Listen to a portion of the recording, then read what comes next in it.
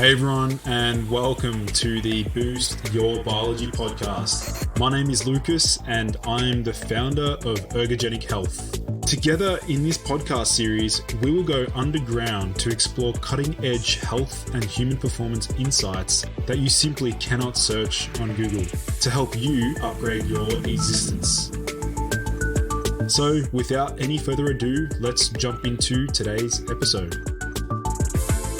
What I'm going to do is look at the supraphysiological dopamine stack that may be worth playing around with if you're someone who struggles with low motivation. But first of all, let's take a look at what is dopamine.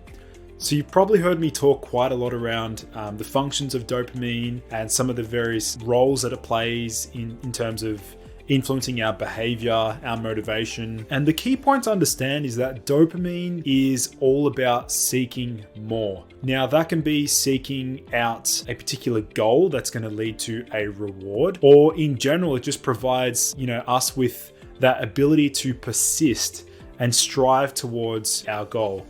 In fact, a lot of people get confused and think that dopamine is all about purely pleasure, when in fact, it's actually the opioid system that really makes things feel pleasurable. It's the payoff.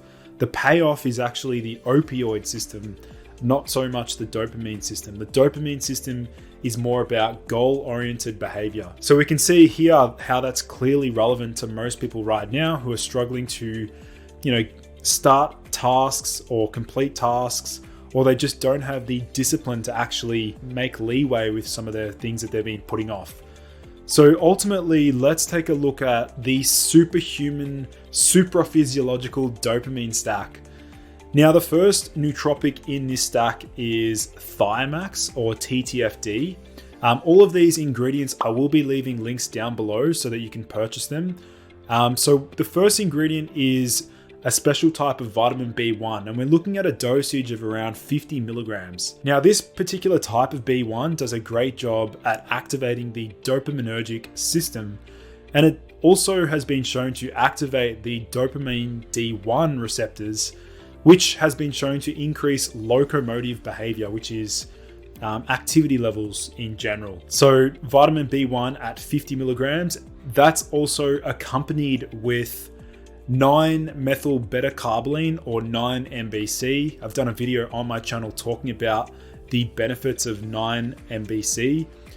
But in this stack, we're using a very small dosage of about 5 milligrams.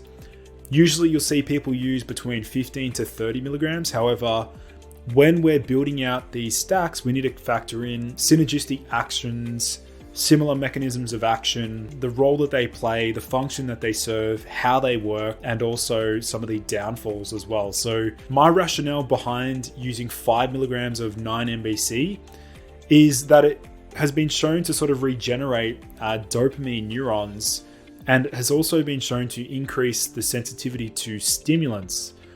So we can see how that can be highly beneficial in this supraphysiological dopamine stack. This is then accompanied by bromantane, also known as Ledastin. Now, bear in mind, this particular ingredient is banned by WADA. So if you're an Olympic competitor or an athlete watching this video, be careful because bromantane is banned in the Olympics. I wonder if I have any Olympians watching my channel. That would be interesting to find out. And we're looking at a dosage of about 25 milligrams. Now, usually, yet again, you'll see dosages for bromantane hovering between 50 to 100 milligrams, but the whole purpose of building a stack like this is to consider the synergistic actions, and also bear in mind you don't need the full therapeutic dose in this situation, in this context.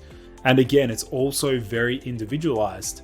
So personally, I get a very strong dopamine boost from even 10 to 15 milligrams of bromantane.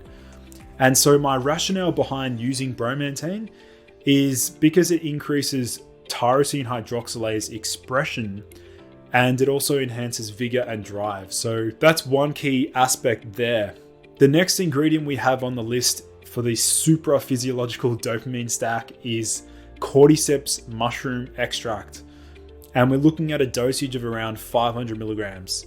Now, a lot of people look at cordyceps and they'll see it, mentioned in adrenal tonics or formulas that help with building up the adrenal glands. This is true, and this is one of the reasons why a lot of these adrenal nourishing herbs or adrenal boosting adaptogens, how they work is actually through the kidneys and through the actual, the output of dopamine, because dopamine is actually regulated by the kidneys, and dopamine has many functions in the kidneys as well. So the rationale behind this is that cordyceps acts as a monoamine oxidase B inhibitor, so it inhibits the MAO-B enzyme, which enhances motivation and willpower.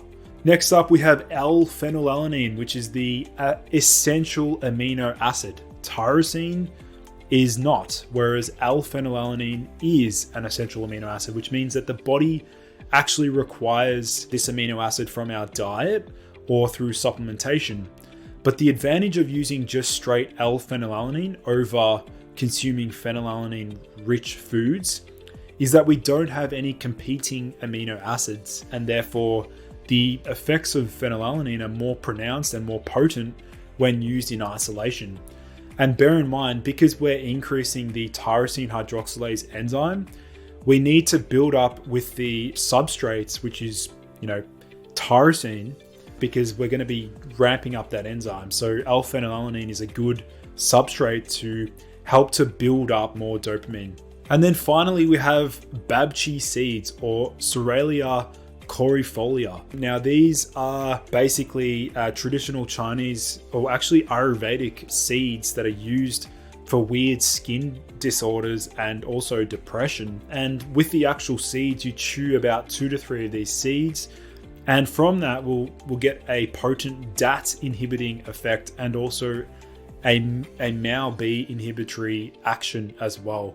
So that DAT inhibition is the dopamine transporter. By inhibiting DAT, which is actually the same pathway shared by cocaine, which inhibits DAT, a similar pathway here, obviously less potent, but still somewhat decent, is by using babchi seeds. So we can use about 2 to 3 seeds chewed. And then I also had in a caffeine source. So the caffeine source is optional.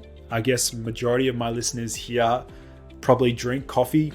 I personally don't. If I do, I'll use it whenever I need it for special occasions. Let's say I'm doing a 5K time trial event or a 2-hour leg session, or let's say I've got back-to-back webinars or things that I have to present. So caffeine can be included in the stack. You don't have to eliminate it entirely. But that is my overall supraphysiological, superhuman dopamine stack. Thank you everyone for joining in to today's episode. For in-depth show notes and lessons learned, visit nofilter.media/boost your biology.